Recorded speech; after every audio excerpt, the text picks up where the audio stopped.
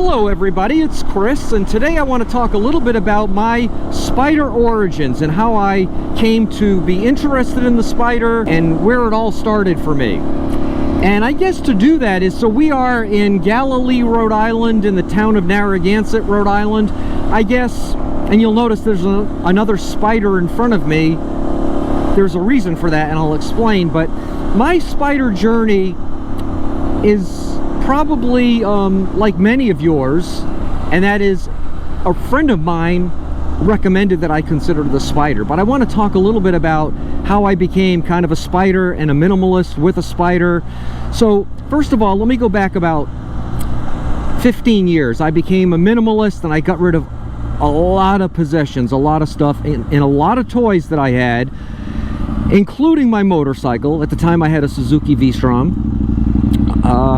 And I swore off the toys, and I was like really into this new minimalist life. And then a few years later I caved and I said, okay, I'm gonna have one toy, and that toy is gonna be a motorcycle. So now we're in the fishing village of Galilee. These guys are running probably to catch the Block Island Ferry. I was on the Block Island Ferry a couple of days ago, shot a video that'll be upcoming soon on that, but I digress. So, oh, another Spyder. So I eventually got a motorcycle and, you know, enjoyed life as a two-wheel motorcycle guy, and that was my only toy, and life was fine. You can see the fishing vessels there. And so life was great. Minimalist, a motorcycle, a car, not a whole lot of other stuff to speak of. And so then let me fast forward to, let's say, 6.5 years ago, when I bought my last car. So I bought a Hyundai Kona about 6 years ago. It was a new model that Hyundai had introduced. It was their small SUV. It was a perfect minimalist car. It had all-wheel drive capability. It was a great car. And about 6.5 years ago I bought that, and on the day I bought it, I posted on Facebook, I posted a picture of the car, and I said, this is probably going to be my last car. Now bear in mind, this is years before I thought that I'd ever have a Can-Am Spyder, and probably even before I ever heard of a Can-Am Spyder. But I posted on Facebook that because of ride-sharing apps and like Uber and whatnot coming on the scene, and because of self-driving cars that were being talked about then and still are, I said this is probably going to be my last car. Now I also knew I had a motorcycle, and so I thought, you know what, I'll have this Hyundai Kona for however long I have it, and at some point I'll get rid of that, and I'll have Uber, I'll have car rentals when necessary, maybe self-driving cars will be driving around at some point, and I'll be Ubering in a self-driving car, and if anything, I still have my two-wheel motorcycle. So now fast forward a few years, and I'm having dinner with a friend. I'm in Rhode Island. I'm in Rhode Island today, but I visit Rhode Island a few times a year. And a couple of years ago, let's say a year and a half ago, I'm having dinner with a friend who is a motorsports guy. He's got motorcycles and snowmobiles and personal watercraft and whatnot. And I grew up with him. And he mentioned to me, we were talking about motorcycles, and he said, you ought to get a Can-Am Spyder. I've got one and they're pretty great. And I immediately, viscerally said, nah, that's not for me. I'm a two-wheel guy. But then I started to think about it. And I said, Chris, you know, with the Can-Am Spyder, and I knew almost nothing about the Spyder at that point. But what little I did know, I said to myself, with the Spyder, you'd have much more capability than with a two-wheel motorcycle if you actually go ahead and get rid of the car. I knew there was more storage. There's certainly more stability, so maybe riding when we get that dusting of snow, a day that I would never take out the two-wheel motorcycle, I could go to the grocery store, run to a meeting or whatever with the Spyder that I couldn't do with a two-wheel motorcycle. And that's when, about a year and a half ago, I really started to think, okay, can I pull this off? Can I get rid of the car and buy a Can-Am Spyder and have that be my sole vehicle? On January 1st of this year is 2024, if you're asking like, why in the world is he telling us the year? We all know the year, because some people who are watching these videos might be watching them in the future. When I started researching the Can-Am Spyder, most of the videos that I watched were from years ago. So anyway, so on January 1st of 2024, I started a YouTube account.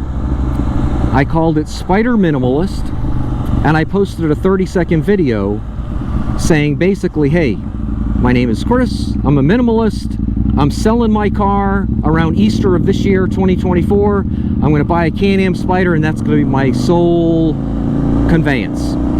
And then the channel was dead until mid-February, when I went to the Toronto Motorcycle Show.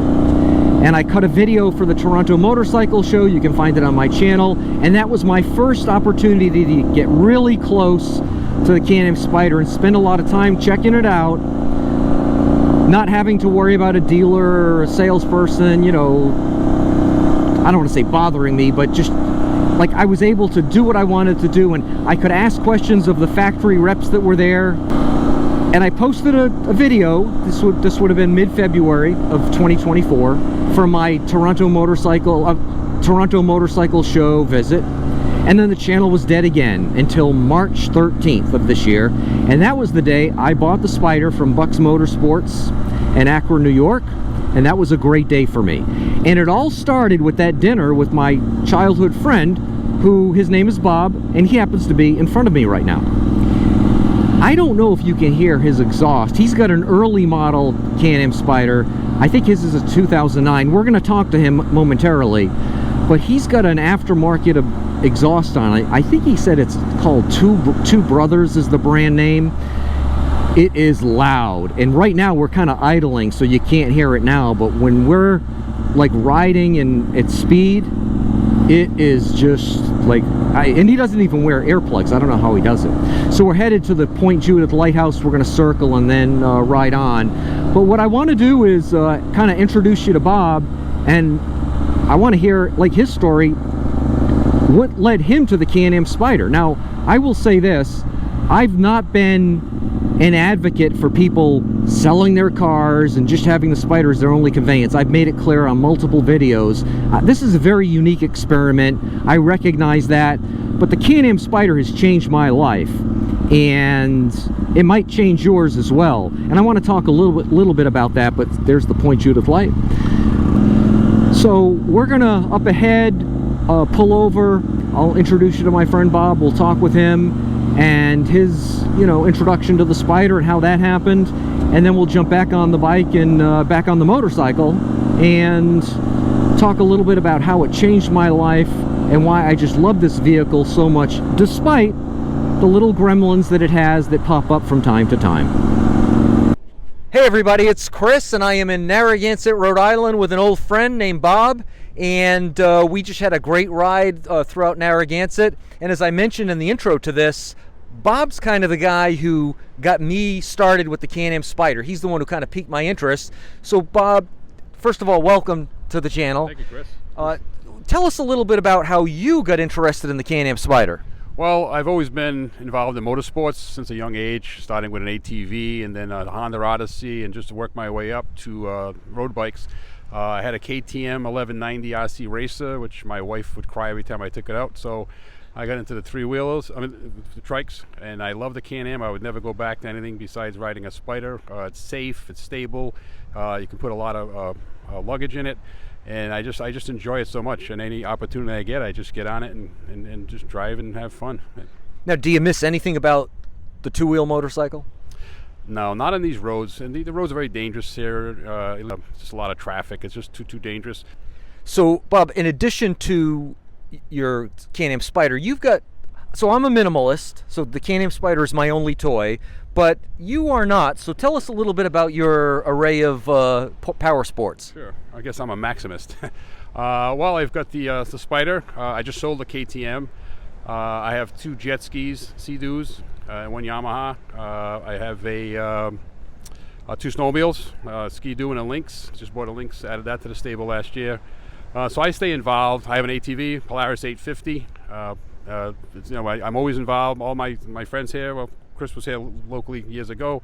We go up to New Hampshire, Maine. We ride as much as we can, either on the snow or ATV, and I also bring my Spyder up to New Hampshire, Vermont, the Canadian border, and so we stay very involved. It keeps us young. It does, and I concur with you on this. The features of the Spyder that you just mentioned are the same ones you mentioned to me when we were having dinner. You were the one who kind of started me on the Can-Am Spyder journey, and it is just, I have no regrets about getting rid of my two-wheeler and buying a Spyder. For those of the folks who are watching this channel who don't have a Can-Am Spyder, because I do have some folks who do watch the channel who are interested in the Can-Am Spyder, what advice do you have for someone who's on the fence, whether they currently have a two-wheel motorcycle, or maybe they've never had a motorcycle and this would be their first venture into power sports?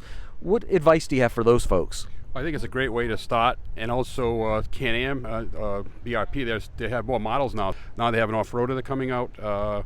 So it's a very practical machine. You can use it in 3 seasons, strong 3 seasons. It's stable. When you're at night, you're riding, you can't see the road very well. You don't have to worry about something in the road. If you're on a two-wheeler, it's going to knock you off the bike. There's more visibility on the road for the vehicles to see you. So I think it's a safer unit. You get the same joy as a two-wheeler, the wind in your hair, the scenery on the road. And with 2 people on it, it's very comfortable versus a bike. It's a little less comfortable. So I think the creature comforts that they're putting into these machines, I think they're unbeatable as far as getting your value for your dollar and getting the same enjoyment as a two-wheeler. Yeah, you can't do the bank corners, but how often do you do that? So, but I think it's a wonderful machine, and I'm looking to upgrade to another unit. I was trying to get my daughter involved, so we're working on that right now. Great. Is there anything that we didn't cover that you think ought to be mentioned to the viewers of the channel? No, I just think if you're out looking for really some fun and you want to see some great scenery in wherever region you live in, I think it's a great investment. I just think it's you won't be disappointed. They have a good resale value, and you can do a lot with them, and you can really see the country in a different way as far as in a vehicle or a Jeep or whatever. I have a Jeep also, but it's just it's a different perspective, and it's very enjoyable. Excellent, Bob. Thanks so much. This has been very helpful. You did a great job. So let's go for a ride. All right, let's head out. Okay. So what Bob said about the Spyder, I just concur 100%. And my guess is everyone here who is watching who rides a Spyder knows this, but those of you who don't, I mean, it's incredibly smooth, it's incredibly stable, you feel so much more comfortable on it. First of all, the inherent features of it, the seat, there's so much into this design. Wow, Monahan's is doing a good business today. It's the end of the season crowd, maybe, I don't know. But the Spyder's just incredibly comfortable as a machine. But when I say comfort, what I mean is your feeling of stability and security on it. When I was on my KTM, or before that I had a Kawasaki Versys or a Suzuki V-Strom, or you name the bike, KLR 650, they were kind of tall bikes, and when you came to a stop at a stoplight or a gas station or whatever, you always had to wonder, is there a little sand on the road? Is there a little oil on the road and at the gas pump? Is there something that's going to cause one of your 2 feet to slide out from underneath you, and then the bike comes down? And if you've not lifted a 500-pound, I can't even imagine what the guys with the Harleys do when they drop those bikes. But when you drop a 500-pound adventure bike, it's very tall with a very high center of gravity. And oh, Ferrari, awesome. And it's just very hard to, you got to put your back into it. You can get them up, but now when you try to get them up and there's, it's a slick surface that you're dealing with, a sandy surface or something, it makes it very, very difficult. I don't even think about dropping the bike with my Can-Am Spyder. It's not an afterthought. It's just not a thought. And that's why I feel so much safer on the bike. When I have to park this thing, I don't have to worry about, am I parking this on a grass field, and is the kickstand, the side stand for the motorcycle going to sink in while I'm having my dinner or whatever? Is my side stand going to gradually cave in so that the bike falls and I have to come back and my bike's been lying on its side for an hour, and then I have to wrestle with picking it up? I don't even think about that anymore. For those of you who are new to the Spyder world and have not purchased one yet, I will tell you, I think you're actually at an advantage compared to those of us who, cool, awesome, KTM, and what is that? Oh, that's a Moto Guzzi. Awesome. Those are rare bikes. You don't see those often. You don't see many Moto Guzzis, and I'm pretty sure that's what it was. If you know better, comment if I'm wrong. But those of you who are new to the Spyder world and are thinking of buying one, if you've not had a motorcycle before, I wouldn't let that I mean, it's a big decision. You've got to wrestle with it. But I think those of us who came from two-wheel motorcycles had more of an adjustment than someone who, you know, has never ridden before. Because the counter steer effect with the motorcycles, you just get so used to that. And it is unnerving on these machines at high speed when you're making even a slight bend on a highway. There's like that centrifugal force that you feel. You know, you get used to it pretty quick. I guess I'm just saying that I think that if you've not ridden a motorcycle before and you're concerned about, you know, that lack of experience affecting you, I would tell you that you might be surprised at how quickly you can acclimate to the Can-Am Spyder. I am now 6 months, almost to the day, into this thing. I've got, what is that, almost 9,300 miles.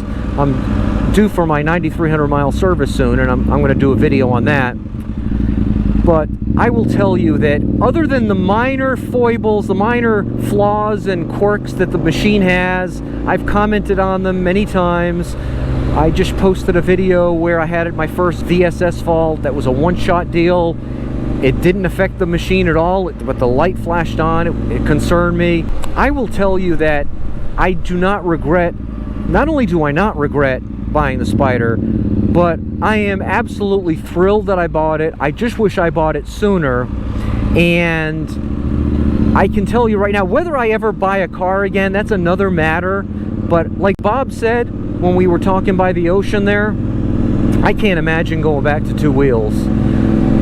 You know, you never say never, but I just love this thing so much, such that I'm actually already thinking, I haven't had this thing for 6 months yet, I wonder what Can-Am's going to do with the 2026 lineup, and will there be some product introduced that might make me want to say, you know what, I'm going to go ahead and buy a new model. That's where I'm at. Now, if you have a Spyder, or if you have not purchased a Spyder yet, but you have thoughts about anything that Bob or I said, please comment. If you're considering buying a Spyder and you have something to add to this, please comment. If you found this video helpful in any way, please hit like.